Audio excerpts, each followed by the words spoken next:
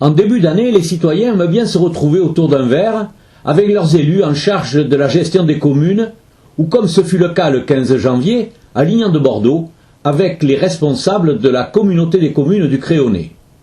Pour Mathilde Feld, la présidente de la CCC, la situation de la France est sur une pente dangereuse. Son discours a surpris par son engagement politique, son expression fut claire, précise et sans langue de bois. Je veux dire quelques mots sur le contexte national dans lequel nous sommes précipités et qui est en train de faire vaciller notre démocratie.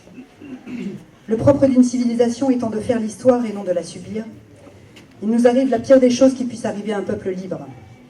C'est de recevoir de l'extérieur les lois dictant sa conduite.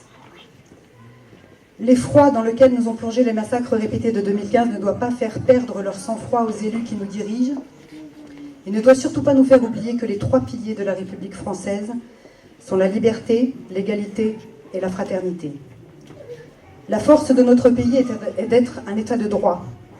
La responsabilité des élus est de ne pas céder au sensationnalisme, à la facilité populiste et à l'électoralisme. Contexte difficile où la pression des regroupements territoriaux impose une vraie réflexion sur l'envergure des communautés de communes. Nous, on a fait le choix, en effet, de fusionner plutôt avec la communauté des communes des Portes de l'Entre-deux-Mers, mais rien n'est fait. Le Vallon de l'Artolier aussi est intéressé.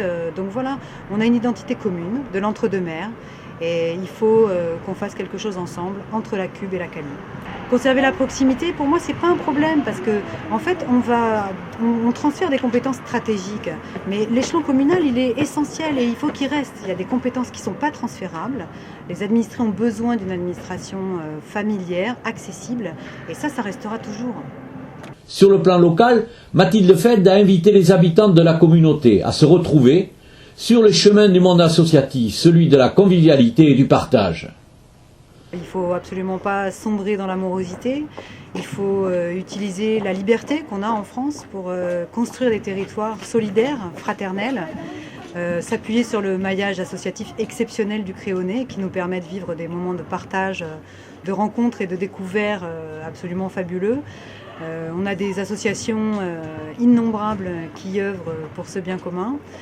Et voilà, moi ce que je dirais c'est éteignez vos télévisions, venez voir ce qui se passe dans vos villages, venez voir un petit peu tout le talent dont sont capables tous les bénévoles des associations créonaises et puis participer à la vie du village, s'écouter, se disputer mais toujours en se respectant. Voilà. Pour clôturer cette rencontre citoyenne, le vice-président du Conseil général, Jean-Marie Darmian, a voulu indiquer le chemin. Il faut regarder devant, être optimiste et éviter de penser qu'avant c'était bien mieux. Le message a pu paraître à coup sûr décalé pour certains, mais ne donne-t-il pas le sens dans lequel il est indispensable de marcher en 2016 ?